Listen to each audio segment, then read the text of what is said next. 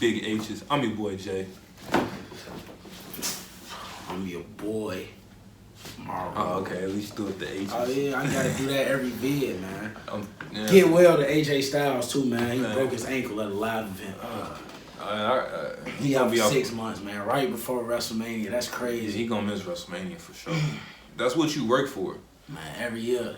It seems like every time WrestleMania come around, somebody, a major star get hurt. Seth Rollins and all them type of It's just bound to happen. Man.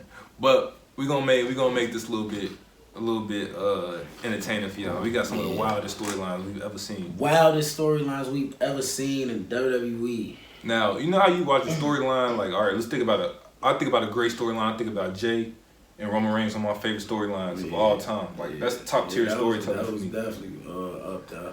I think about Kofi Mania. Think about stuff like that.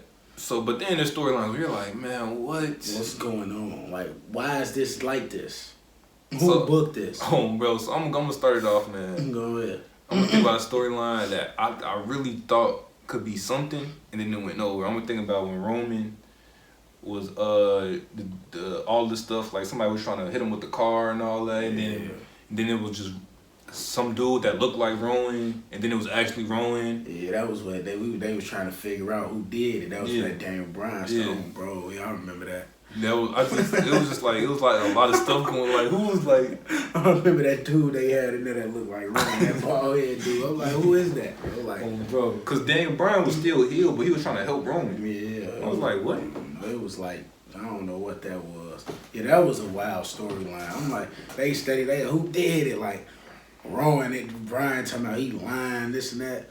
I'm like, man. Then like you said, they had some bald head dude that looked at like, I'm like, who is that, bro? Like, I don't know what that is, bro. But I ain't gonna lie. Speaking of Rowan, I got a wild storyline. I think I know where you going with it. That cage, bro.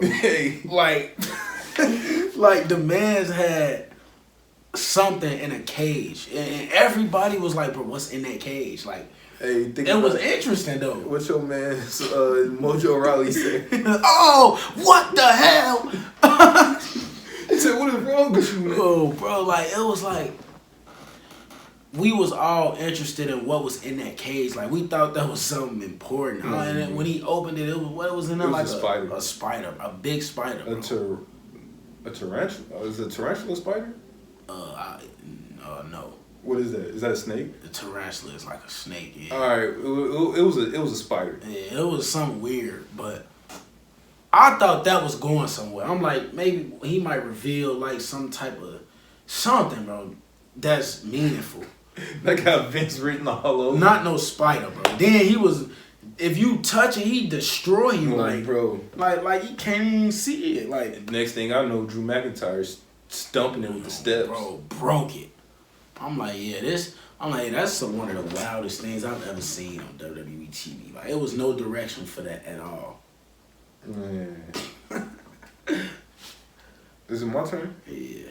I got one, man. And I'm not gonna lie, a lot of people didn't like it, but I was kind of entertained with it. I'm going with the Bobby Lashley. Oh, you Lana Rusev storyline. No, you didn't. Go ahead. It was Bobby Lashley, Lana, Rusev, and then Liv Morgan got in there. Yeah. So it started. They started. Bobby Lashley came out with Lana. First of all, bro, I remember that segment. It was a match going on. Rusev was in the match. It was like Seth Rollins and Rusev versus somebody. Right. Bro, Bobby Lashley came out, kissed Lana. Bobby Lashley, Rusev was just like, and then the Fiend came out. Yeah, went off with Seth Rollins. But all that happened at once. And then Liv Morgan came out, said that Lana was her lover, all this type of stuff. It was just getting wild. Like Bobby Lashley and Lana in the bed together. Hey, it was going crazy. Like, man. Lana wanted big man, BBC. Yeah, so that was like, even though people that hated that storyline, I was actually entertained with it. It was funny, like I ain't lie, but that Liv Morgan one threw me off because they was building her up, like her segments. She was in the tub and all that, and then she just came out and basically like saying she lesbian. Like, you want, like, what? Like, then when they was like, if you want to say, if you want to stop this marriage or something, say it now or forever hold you. And bro, people kept coming out, bro, like stopping it, bro. I don't even remember some of the people. Bro, one of them was Lana's first husband. Yeah, like Bobby Lashley first girlfriend or wife. Then that's when Liv came out. Yeah. And then I think Rusev came out. He came out the cake or something. Yeah, it was just wild. Bobby Lashley floored the one dude. Yeah, I'm like, that storyline was outrageous, bro. Like, I'm gonna watch that when we get done with it. That was kind of funny, gang. That's crazy. So I ain't like, I'm catapulting off you again. One of the wild storylines I seen with Bobby Lashley with the sisters with Sami Zayn. Like, that was bad. Like, that was horrible. Like, that was bad. Where was that going? Like, first of all, Sami Zayn at that point was feuding with Bobby Lashley. Had only been back for what, like a year? Was it a year? Or like some months? I thought it was. That was 2018, right? I think it was like 2018. Yeah, so he was probably back for like 4-5 months at that point. And Sammy was heel, Bobby was face. They brought his fake sisters to WWE. And yeah, y'all know the rest. That mustaches and stuff. Yeah, that was probably one of the wildest things I've ever seen from a storyline standpoint. Like, it didn't go nowhere. It had no direction. It was supposed to be comedy, but it wasn't funny. It was bad. Yeah. Cause I hate that they did this. Vince did this. Instead of hiring people who actually who are actually in the business or something, the man's hired comedy writers to write a wrestling show who don't know nothing about wrestling. Like, man, like, just because they write funny movies don't mean they can do this wrestling stuff. Like, that's different from writing a movie and then you trying to book a wrestling show. Like, Vince was just wild. His last few years. Yeah, his last few years. He was just anything that's funny to him, he gonna laugh. Bro, that's crazy. Yeah, well, go ahead, gang. Oh, was it on me? Yeah, I just said, man. I want to go with one of my favorite storylines of all time. I'm going to go with the Eddie Guerrero, Rey Mysterio, Dominic storyline. Man, so look, the whole story was basically Eddie couldn't beat Rey because Rey was beating him kind of fluky, roll-ups, all types of stuff. So Eddie was like losing his mind. He turned on him, beat him down. Okay, cool. That's cool. Like, okay, that's simple storytelling. That makes sense. Yeah. They were friends. Rey kept beating him fluky, and he beat him up. But no, they had to take it a step further. They just had to go like, you know what? We're going to have a match at the Great American Bash. I think it was the Great American Bash. And I know your secret. And Rey was like, oh, man, please don't tell my secret. So it was basically if Rey won the match, Eddie couldn't tell his secret. Rey won the match. Of course he did. No, bro. So then Eddie came out the next SmackDown was like, I know I lost the match and I couldn't tell your secret, but guess what? I lied. I'm Eddie Guerrero. That man, Eddie was sick, man. And then he said, Dominic, Rey is not your father. So then they started bringing in DCFS. They started bringing in, had a ladder match for custody of Dominic. A ladder match for custody. Vicky was in the storyline. Angie was in the storyline. Dominic was in the storyline. It was wild. The whole family affair. It was pretty funny though. You know. Oh yeah, and then Eddie's daughter was there too. Leah. Yeah, she was in there. Oh, Eddie's daughter. Eddie's daughter. Oh yeah, bro. I can't remember her name, but she was in WWE. She was training or something. But yeah, she got some big shoes to fill. But anyway, that was just one of my favorite.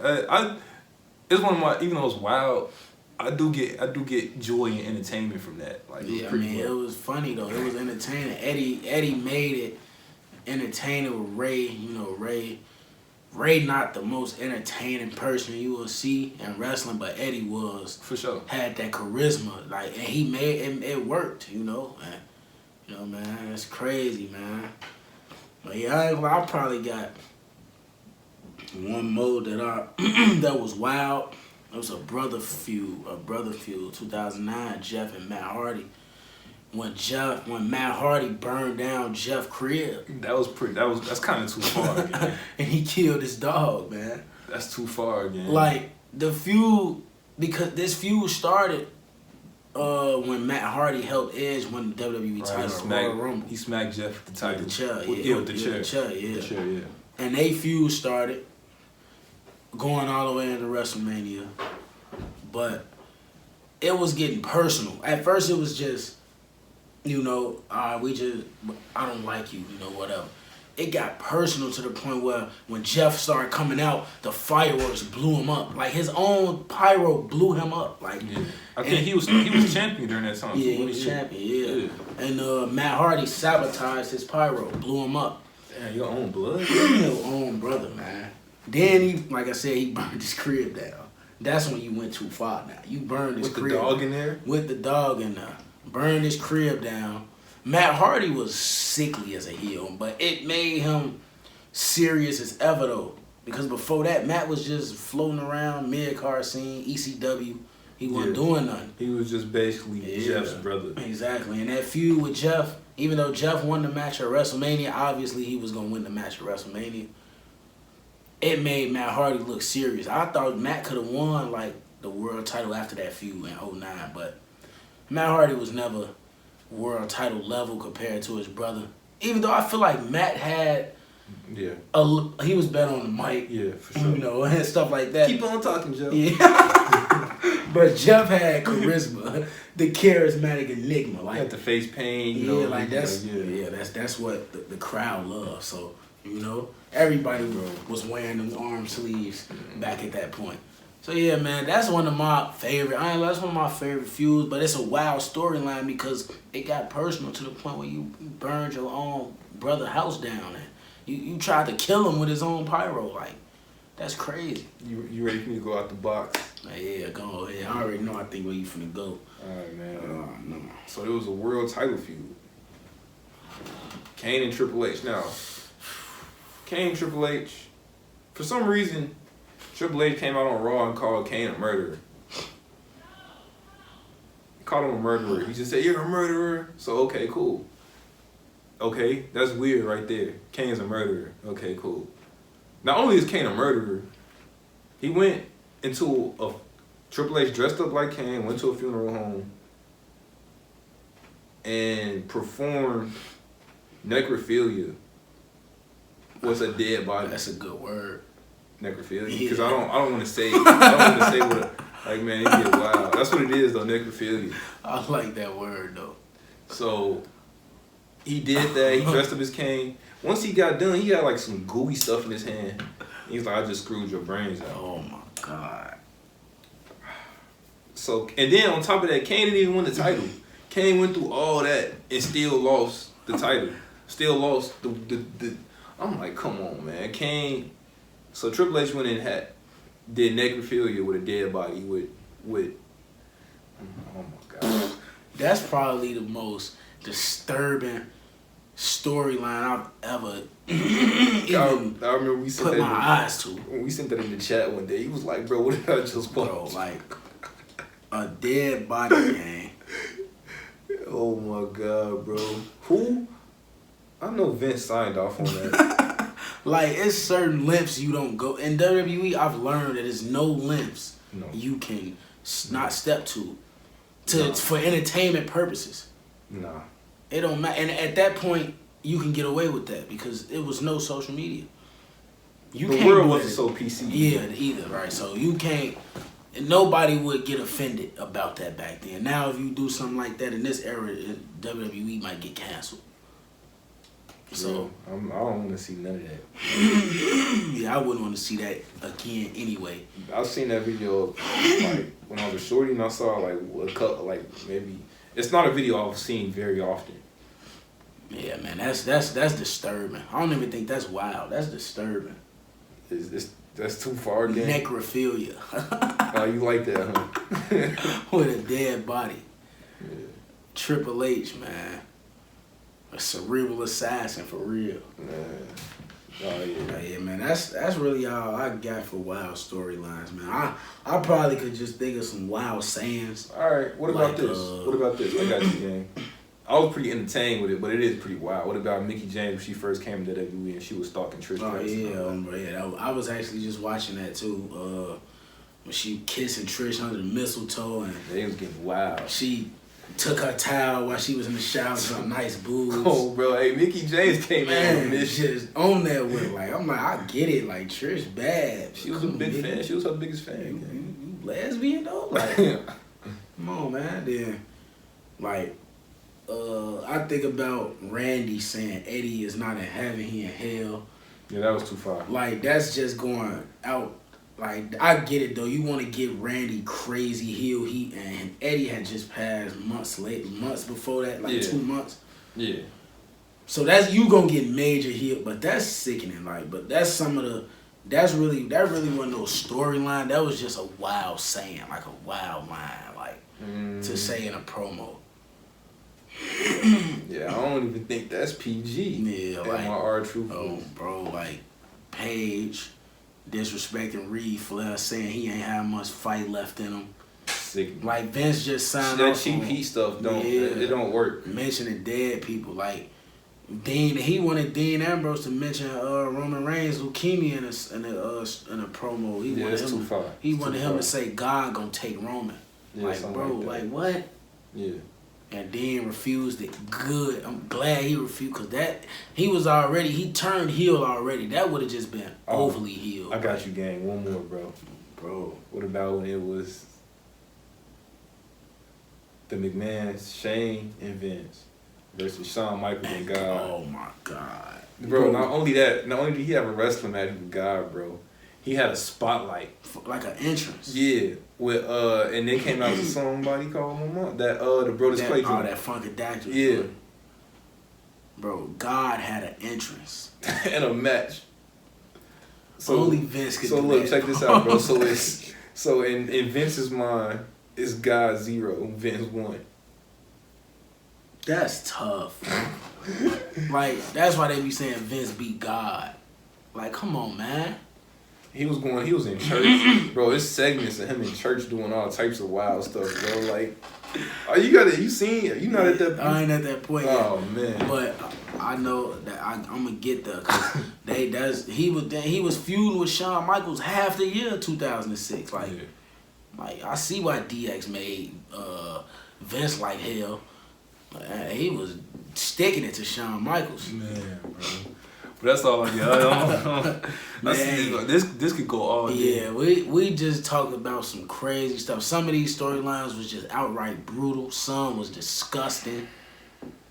Man, let us know though, man. I know y'all seen them. Y'all wrestling fans, y'all seen these storylines, man. Let us know if we didn't mention some that y'all remember. Hey, if y'all didn't see that Katie Big thing, don't watch it.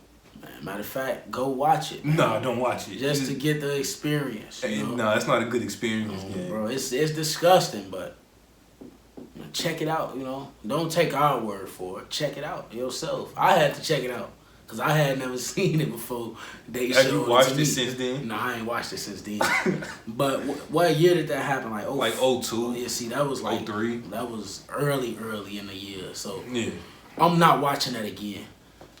I didn't want to watch it when they sent it to me, but I ain't never seen it, so I had to check it out. That's sickening. But yeah, man, let us know, man. Like the vids.